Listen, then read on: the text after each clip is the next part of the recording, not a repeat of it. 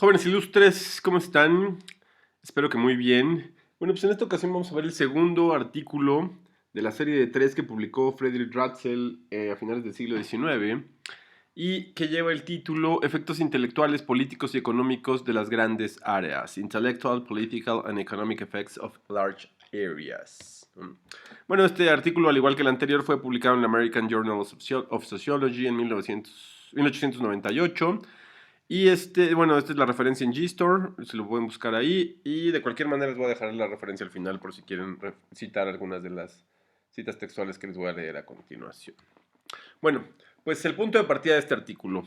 Este artículo señala, lo que señala Ratzel en este artículo, el postulado central, es que el tamaño del espacio influye en la conformación de las ideas y planes políticos y económicos de los pueblos, ¿no? A este respecto señala lo siguiente. Los espacios en los que debemos adaptar nuestras ideas y planes políticos se miden por el espacio general en el que vivimos. Por lo tanto, encontramos concepciones espaciales a gran y pequeña escala, y deben observarse en los individuos como en las naciones que estas ideas se expanden o contraen con el espacio ambiental sin tener en cuenta la ley general del crecimiento de las áreas políticas con la civilización, ¿no? Lo que quiere decir es que así como el espacio en el que vivimos determina nuestra concepción de cómo vemos y vivimos el espacio, de igualmente los pueblos, el territorio que habitan, pues determina las concepciones que tienen sobre el espacio y sobre las posibilidades que hay respecto a él en términos de expansión, de control, etcétera, etcétera, etcétera, ¿no? También sobre el punto de partida señala, un gran territorio invita a la expansión audaz, uno pequeño engendra un apretujamiento de corazón de la población. El rango de lo interno hacia lo externo se puede incrementar en cada individuo, y mientras mide la extensión de su espacio geográfico por su libertad de movimiento y su derecho a disfrutarlo, modela sus ideas y hábitos en consecuencia, y de la misma forma lo hace un pueblo.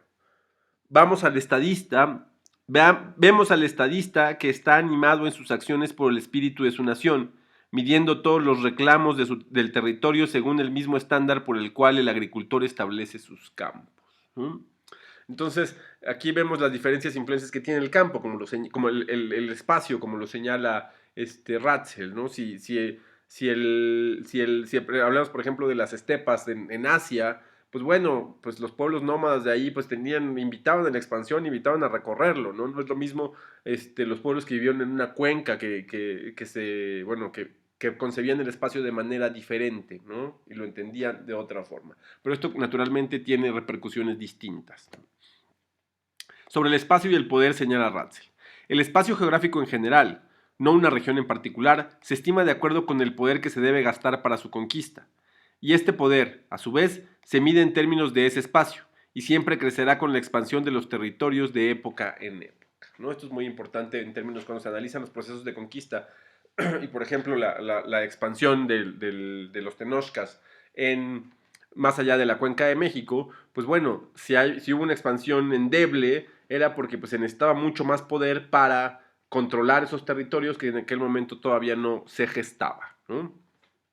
También sobre este tema señala, en este sentido, el espacio es una fuerza política y no, como se ha entendido, simplemente un vehículo de fuerzas políticas, ¿no? Esto es muy importante porque el espacio en sí es una fuerza política, no solamente es el escenario en el que se transitan las fuerzas políticas, es en sí una fuerza política el espacio, ¿no? Sobre la visión de mundo de los estadistas señala, en cada gran general o gobernante encontramos una amplitud de concepciones espaciales a menudo muy adelantadas a su tiempo, como nos es bastante familiar en los planes de un Alejandro, un César, un Carlos el Grande o un Napoleón. La cualidad de transformar la cualidad que transforma al héroe en estadista es la concepción de lo que es espacialmente posible, pero el descubridor se hace famoso al demostrar en realidad de lo que se consideraba espacialmente imposible, ¿no? Esto es muy, muy importante porque una cosa es, por ejemplo, este, Cristóbal Colón, ¿no? Que descubre y que muestra que el espacio era mayor del que se creía posible, y otra cosa es un estadista, ¿no? Que comprende lo que es espacialmente posible, es decir, el espacio existente. Hay una diferencia entre el descubridor y el estadista que lo señala muy bien. Y además puntualiza cómo es, piensan en términos globales los grandes estadistas, ¿no? Piensan, sus concepciones espaciales son muy bien definidas y muy amplias, ¿no?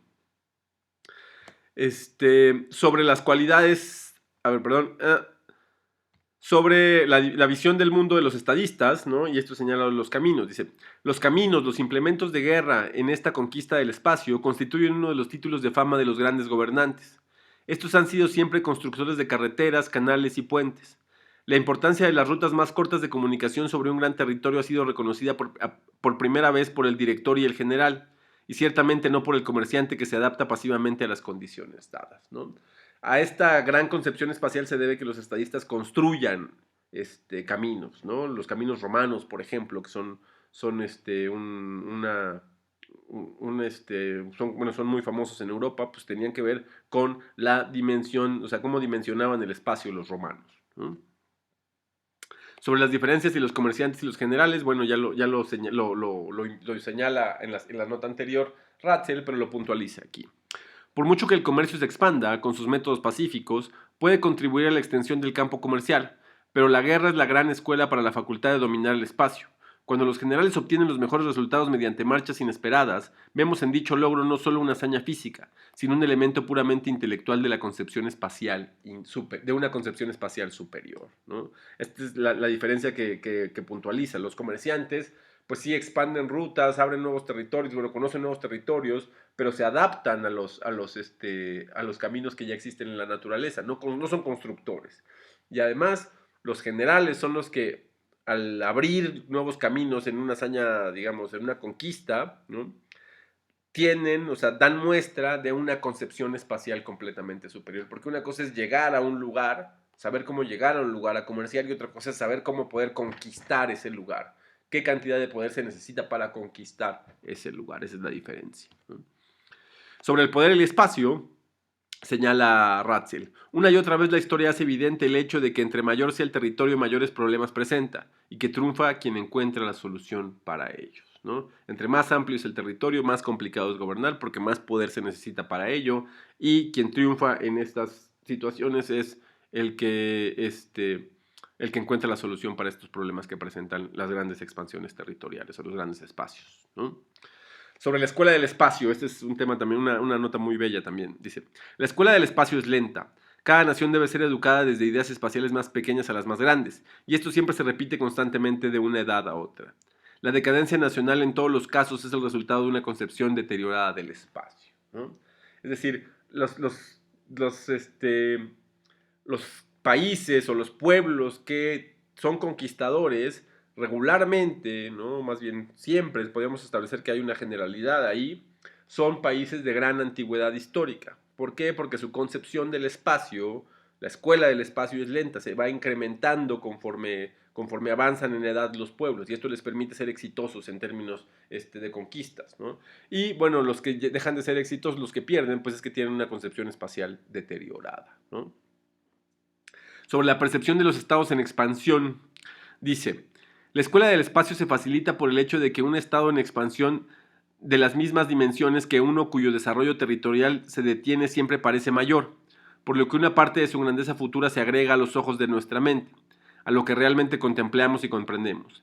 La posibilidad de crecimiento magnifica la imagen del estado en expansión, ya que nunca se ve con contornos bien definidos, sino que se extiende desde su presente indefinidamente hasta el futuro, ¿no? Esto es, por ejemplo, volvemos otra vez a México Tenochtitlan, pues bueno, para la época prehispánica, para los pueblos prehispánicos era enorme el estado, ¿no? ¿Por qué? Porque se encontraba en expansión, o sea, el dominio de los tenochcas era enorme, porque pues estaba en expansión, y pues este proceso en expansión hacía que se viera todavía más grande de lo que era en realidad, ¿no? Sobre las condiciones para una expansión duradera, señala Ratzel. La capacidad de conquista territorial, que es un elemento de las cualidades de un gobernante o de un talento para la organización, debe tener un equivalente en las personas, si es que se pretende conducir una extensión duradera en el área política. La combinación de la habilidad para el dominio territorial de gran alcance por parte de los individuos con la actividad de adaptabilidad de las masas logra los mejores resultados históricos, ¿no? Eso es decir, tiene que haber un vínculo entre estos dos. Tiene que haber una armonía más bien entre los planes del Estado y entre la adaptabilidad del pueblo, ¿no? Sobre la influencia del espacio en el carácter de las naciones, señala Ratzel. Finalmente, no debemos olvidar que los efectos del espacio no tienen que ver únicamente con la extensión relativa. Los poblados montañosos presentan una sensación de cercanía de la naturaleza a sus habitantes, siempre que no se amontonen en los valles.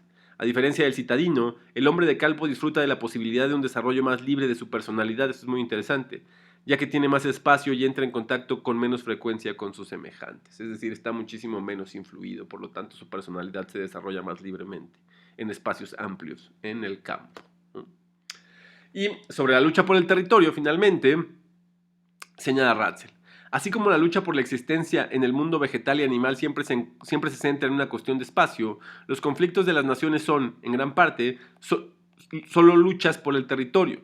Y en todas las guerras de la historia moderna, la adquisición de la tierra ha sido siempre el premio que se gana con la victoria. Digamos, el botín de guerra siempre ha sido el territorio, ¿no? En términos modernos, o los recursos que hay en él, ¿no? Pues bueno, jóvenes, esta es la referencia bibliográfica, así es como pueden ustedes referenciar ese artículo que les acabo de sintetizar. El artículo está en inglés, pero bueno, la traducción es mía, le pueden poner que la traducción es suya, no importa, lo pueden revisar y hacer su propia traducción. Pues bueno, espero que estén muy bien y que este video les haya sido de utilidad. Cualquier duda, comentario, queja o sugerencia lo pueden dejar aquí abajito y con gusto lo atenderé. Y bueno, pues que sigan muy bien y hasta la próxima.